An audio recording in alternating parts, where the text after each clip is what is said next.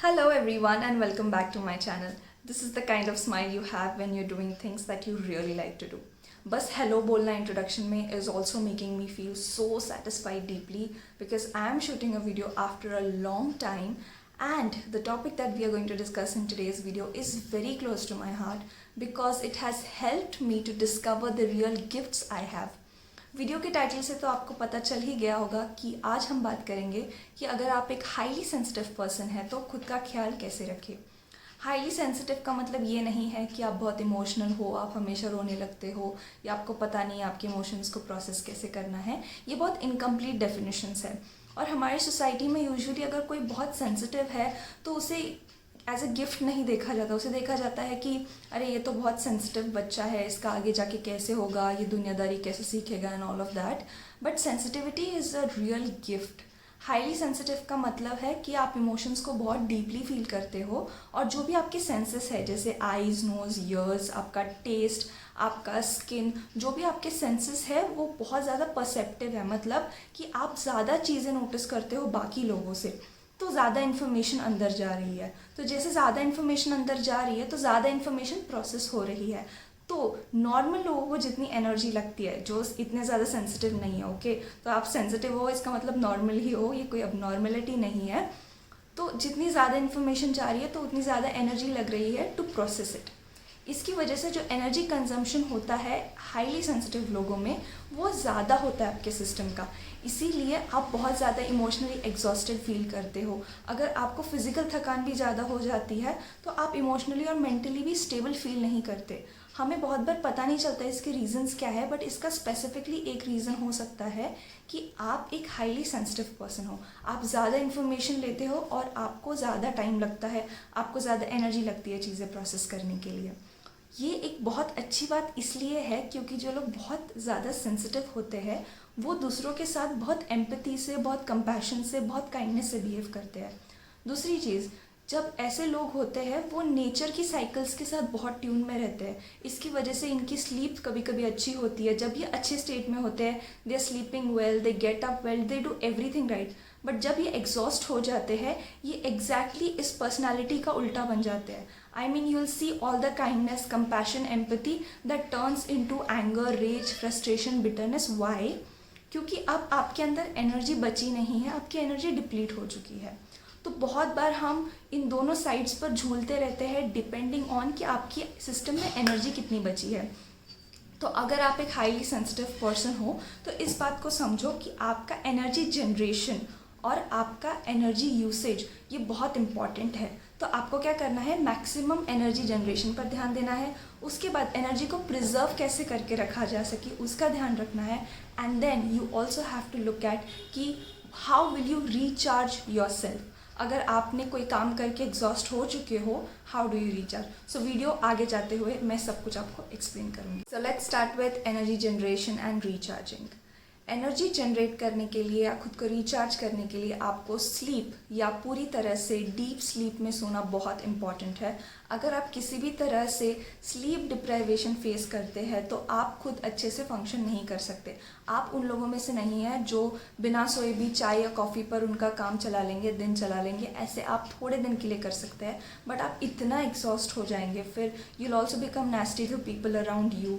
So you have to see that you are sleeping well. And when you are sensitive you also have to see कि आप eyes से ज़्यादा sensitive हो, smell से ज़्यादा sensitive हो या साउंड से हो, क्योंकि कुछ कुछ लोगों की स्लीप बहुत छोटे छोटे साउंड से भी डिस्टर्ब हो जाती है। So you have to create an ambience जहाँ पे आपको डिस्टर्ब नहीं हो रहा है। फॉर एग्जाम्पल आप बहुत ज़्यादा लाइट सेंसिटिव हो तो सोने के काफ़ी ज़्यादा टाइम पहले ही आप अपने डिवाइसेस, अपनी लाइट्स ये सब स्विच ऑफ कर सकते हो ताकि आपको नींद लगे। अगर आप वो जो पैड्स होते हैं सोने से पहले लगाए जाते हैं आइज़ पर, वो भी यूज़ कर सकते हो। So using all these things, these are really tiny things, but यही आपकी स्लीप को और अच्छा करने में हेल्प कर सकती है और एक डीप स्लीप लेना आपके लिए सबसे अच्छी रेमेडी हो सकती है। The second thing is your food.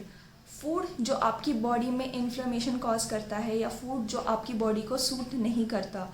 अगर आपको पता है कि आप किसी चीज़ को लेकर एलर्जिक हो तो आप वो नहीं खाओगे, right. So you also have to find out that कौन से टाइप का खाना है जो आपकी बॉडी में आपको अच्छे रिएक्शंस नहीं देता। रिएक्शंस मतलब हमेशा वो मेडिकल रिएक्शंस हो ज़रूरी नहीं है। अगर अच्छे से ऑब्जर्व करो तो वो खाने के बाद आपको अच्छा नहीं लगता, या आपको बहुत आलस आता है, आपको लेथार्जी आती है, आपको लगता है कि मैंने कुछ गलत खा लिया। ये चीज़ें आपको हर हाल में अवॉइड करना ज़रूरी है। स्पेशली अगर वो इन्फ्लेमेशन कॉज करता है तो ऐसी चीज़ें खाकर आप और ज़्यादा एग्जॉस्टेड फील करेंगे। The third thing, you have to know how are your working patterns. अगर आप एक ऐसे इंसान हो जिसको स्लोली काम करके मोमेंटम बढ़ा के अपना प्रोडक्टिव रहना अच्छा लगता है, अपना काम फिनिश करना अच्छा लगता है, तो आप वैसे कीजिए। या फिर आप अगर ऐसे इंसान हो जो छोटे टाइम के बर्स्ट में बहुत इंटेंसली काम करते हैं, उसके बाद उन्हें लॉन्ग ब्रेक्स चाहिए, तो लॉन्ग ब्रेक्स लीजिए। You have to take breaks, okay. You have to disconnect. ये डिस्कनेक्ट जो है ना, ये बहुत ज़रूरी है सेंसिटिव लोगों के लिए, क्योंकि तभी आप आपके सेंसेस को, जहाँ से इंफॉर्मेशन जा रही है, उनको शट करते हो। उसके बाद आपको रेस्ट मिलता है, आपके इंटरनल प्रोसेसेस को रेस्ट मिलता है। सो ये सारी बातें हुई एनर्जी जनरेशन के बारे में।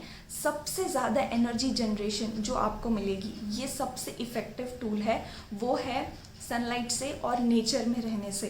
जितना ज़्यादा आप नेचर के क्लोज रह सकते हो, जैसे मॉर्निंग वॉक्स लेना, going close to trees, taking energy from nature, and specially if you can do Surya Namaskar और you can worship the sun in any way, the more energy you will consume. Okay, so this is one of the best ways to generate energy inside your system, और ये बहुत एक sustainable तरीका है। ये आपको बहुत ज़्यादा फ्रेश फील कराएगा और काफ़ी लॉन्ग टाइम के लिए एनर्जी आपके साथ रहेगी।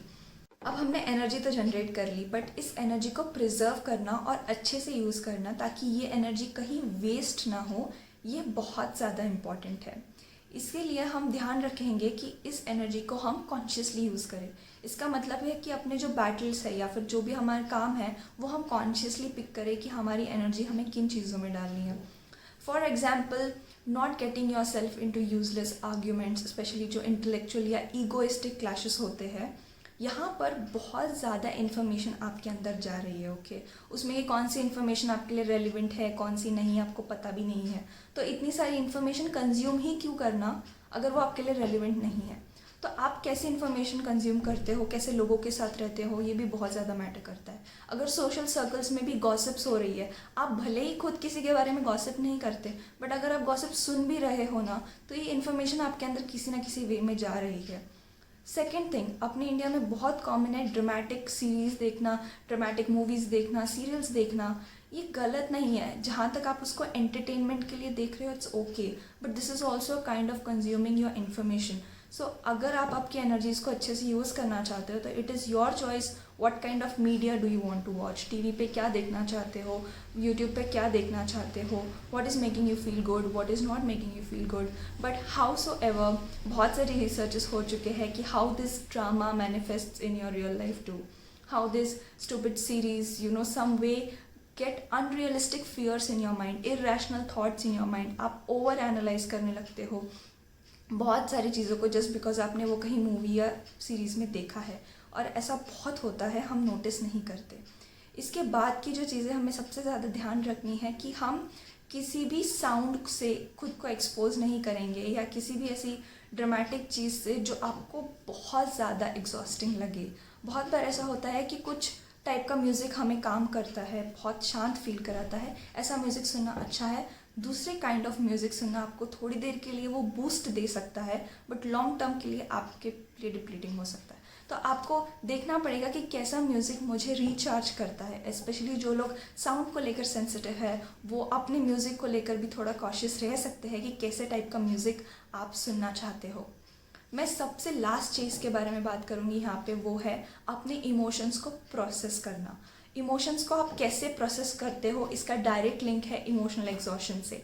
इसीलिए इसका मैंने लास्ट में रखा है वीडियो के, ताकि मैं अच्छे से इसके बारे में बात कर सकूं। हम में से बहुत लोगों को अच्छे से प्रोसेस करना नहीं आता अपने इमोशंस को। बहुत लोग वर्बली बात करके उनके इमोशंस को प्रोसेस कर पाते हैं, बहुत सारे लोग नहीं कर पाते। यहाँ पर आपकी हॉबीज़ एक बहुत बड़ा रोल प्ले करती है। आपकी हॉबीज़ आपको स्ट्रेस रिलीव करने में हेल्प करती है, आपकी हॉबीज़ खुद को एक्सप्रेस करने में आपको हेल्प करती है। आपने अगर कभी देखा होगा कि कुछ लोग सिर्फ अपने हॉबी के लिए पेंटिंग करते हैं, ड्राइंग करते हैं, स्केचिंग करते हैं। वो कोई आर्टिस्ट नहीं है, बट ये आर्ट उनको कहीं ना कहीं रिलीफ फील कराता है।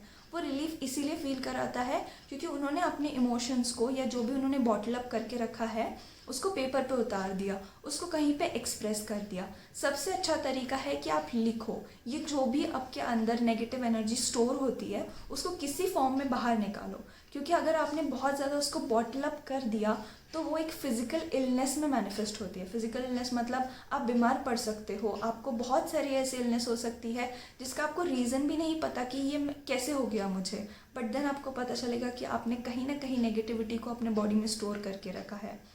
तो सबसे अच्छा तरीका इमोशंस को प्रोसेस करने का जर्नलिंग है, खुद के थॉट्स को लिखना है, उनको समझना है, उनमें से कौन सी चीज़ों को आप कंट्रोल कर सकते हो, कौन सी चीज़ें रैशनल है, इरेशनल है। ये एनालिसिस आपको कहीं पर लेकर जाता है। जो बस हमारे दिमाग में हम करते रहते हैं वो एनालिसिस हमें कहीं पर भी नहीं लेकर जाता। That is why journaling is very important. You can practice stretching exercises that are also very relieving. So let's highlight everything I said. Maximum energy generation तब होगा जब आप नेचर के क्लोज रहेंगे, आप उन लोगों के साथ रहेंगे जो आपको अच्छा फील कराते हैं। Then you have to process your emotions properly so that आप आपकी एनर्जी को इधर उधर एग्जॉस्ट नहीं करते। आपको आर्ग्यूमेंट्स और गॉसिप्स से भी दूर रहना है ताकि आप आपकी एनर्जी को प्रिजर्व करके रख सकते हो। और एक बोनस टिप मैं इसलिए दे रही हूँ क्योंकि आप वीडियो के एंड तक हो। लोगों को एडवाइस तब तक मत दीजिए जब तक वो आपसे मांगते नहीं हैं। ये एनर्जी प्रिजर्व करने का सबसे इम्पॉर्टेंट पॉइंट है। Just because we are highly sensitive, हमको लोगों में कमियां दिखती है, हमको लोगों के काम में हमें लगता है कि अगर मैं इसको ये एडवाइस दे दूँ ना तो ये पर्सन और सुधर जाएगा, इसका काम बहुत अच्छा हो जाएगा। बट जब तक आपसे किसी ने पूछा नहीं है ना तब तक ये एडवाइजेस लोगों को मत दो, क्योंकि लोग अपने लाइफ में चेंजेस तभी लाते हैं जब वो किसी पेन से गुजर रहे होते हैं या उनको खुद चेंज लाना होता है। आप अगर अनसॉलिसिटेटेड एडवाइस दोगे, जिसका मतलब है कि आपसे किसी ने मांगा नहीं बट आपने बोला, और अगर वो रिसीव नहीं हुई, you will get emotionally hurt. So it's better that you don't get hurt. Do not give advices unless and until it is asked from you.